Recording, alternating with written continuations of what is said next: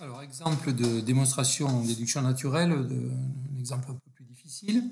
On va établir en fait la formule de la contraposée, c'est-à-dire que A implique B est équivalent à non B implique non A. C'est ça qu'on appelle la contraposée. Donc ça, on l'a déjà démontré, on sait que c'est une tautologie, cette formule-là.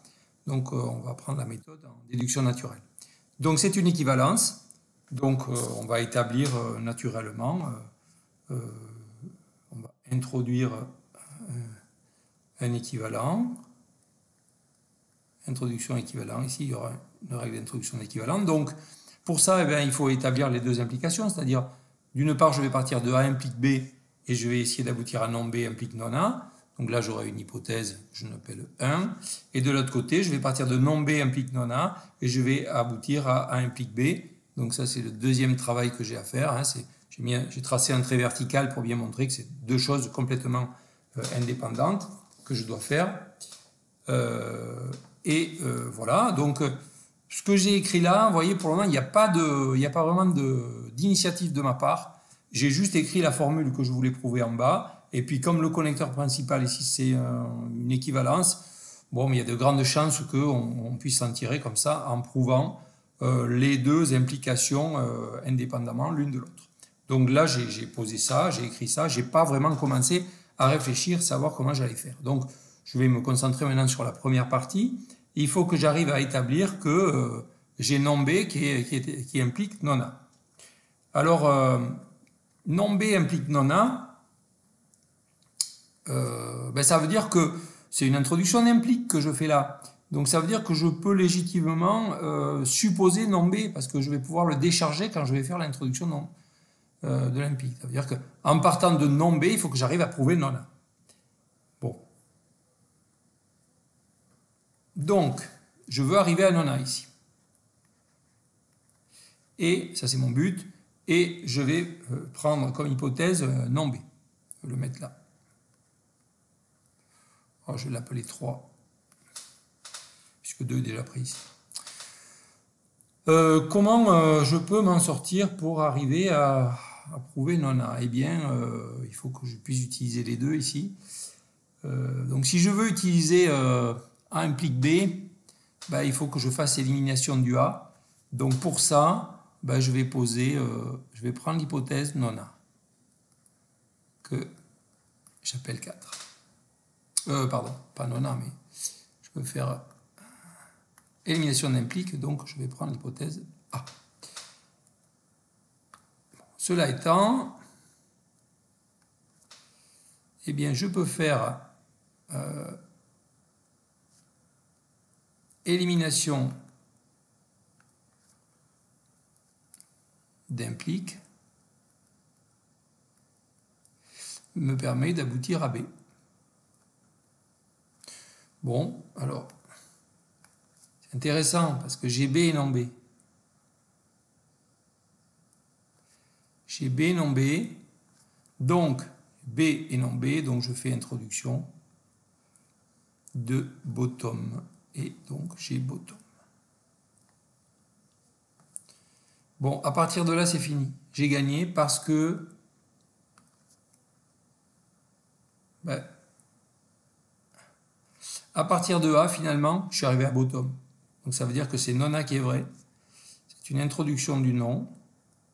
Et, je lève la règle.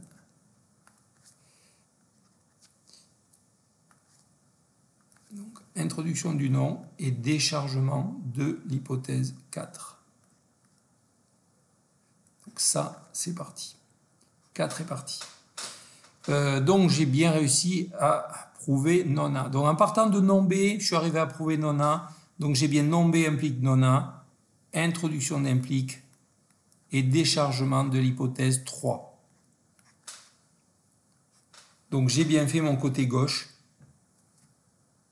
De A implique B, je suis arrivé à non B implique non A. Je recommence de l'autre côté. Non B implique non A. Bon, mais là aussi,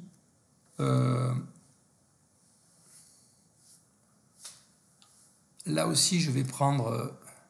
bon, je vais prouver que A implique B. Hein. Donc, il faut que j'arrive à B. Et puis, je vais prendre... ça veut dire que je Je vais prendre A comme hypothèse. J'ai bien le droit de prendre A comme hypothèse. Je suis sûr de le décharger puisque ça sera ici une introduction d'implique. De A, je suis arrivé à B, je pourrais décharger mon hypothèse. Donc c'est l'hypothèse 5 par exemple. Ici, si je veux appliquer, si je veux en faire quelque chose de mon implication, il faut absolument que j'élimine l'implique. Donc je suis obligé de prendre comme hypothèse non B. Hypothèse 6. Cela étant, je vais pouvoir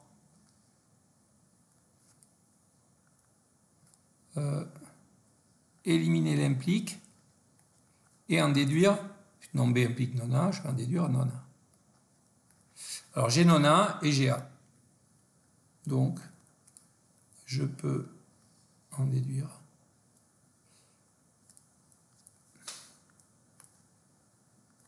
c'est une introduction de bottom. Bon, et puis je vais pouvoir conclure comme de l'autre côté en fait. Donc c'est pas si difficile. Hein. Je vais conclure parce que en partant de qu'est-ce que je veux moi? Je veux B. En partant de non B, j'ai abouti à bottom. Donc ça veut dire que je peux faire une élimination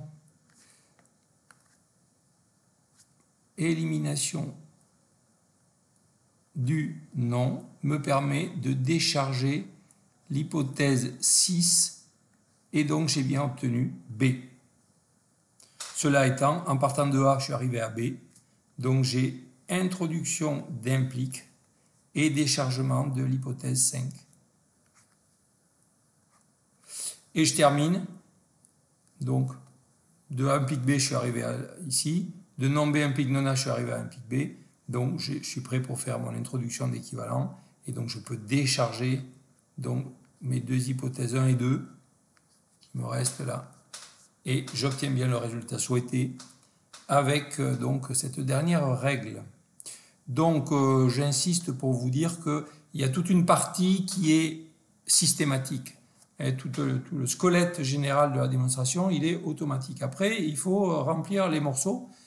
C'est là que c'est pas forcément évident.